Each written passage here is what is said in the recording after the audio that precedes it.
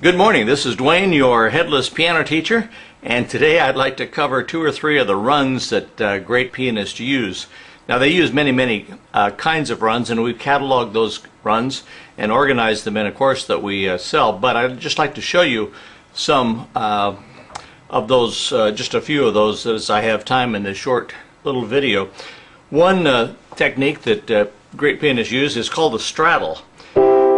You know that there's a three-note chord called a triad. That's a C triad. Well, if you leave out the middle note and just play the outside, the bottom and the top, that's called a straddle. It's like if this was the white line of a road, of a highway, you're straddling the white line, so your right hand is on, your right foot is on the right side and your left foot is on the other side. You're straddling it, okay?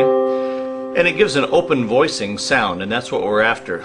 Now, as we turn the chord upside down from here to here, we do the same thing. We leave out the middle note, so we're playing now the third on the bottom and the root on top, an octave higher.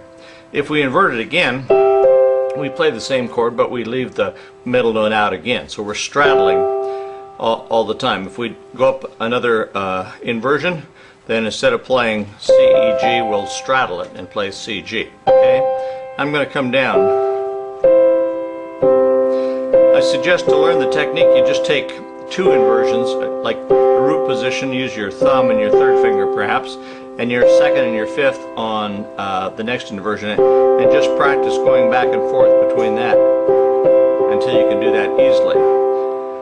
Now you can do four-note straddles as well, and what you do in a four-note straddle is you play two at a time, but you're always straddling one.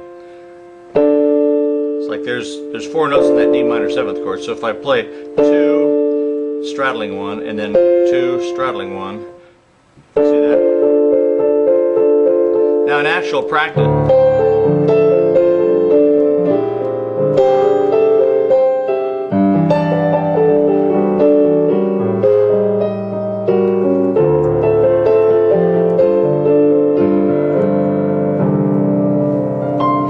see that? Okay, that's how you would use a straddle in actual practice. Now, another kind of run that pianists use is even simpler than that. It's called the 2-1 breakup, and you just play the two top notes of a chord and then use your opposing thumb on the bottom note. 2-1, and then invert it up. 2-1, 2-1, 2-1, 2-1, 2-1, 2-1, 2-1, 2-1, 2-1, 2-1, 2-1, 2-1, 2-1, 2-1, 2-1.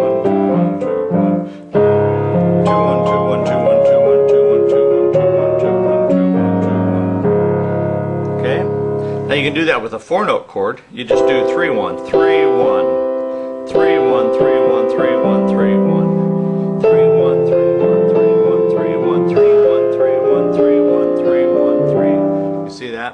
Okay.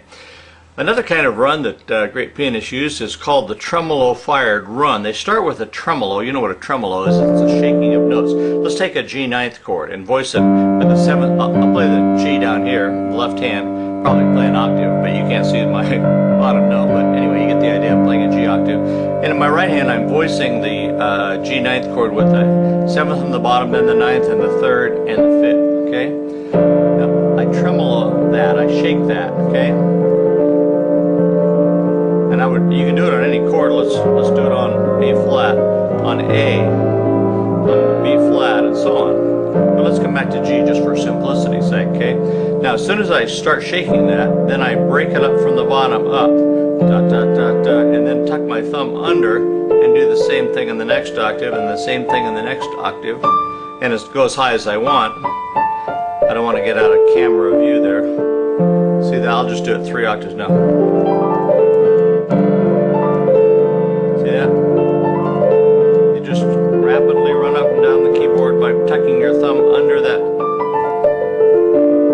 like so. Okay? And again, you can do it on any chord. Okay? That's called a tremolo fired run.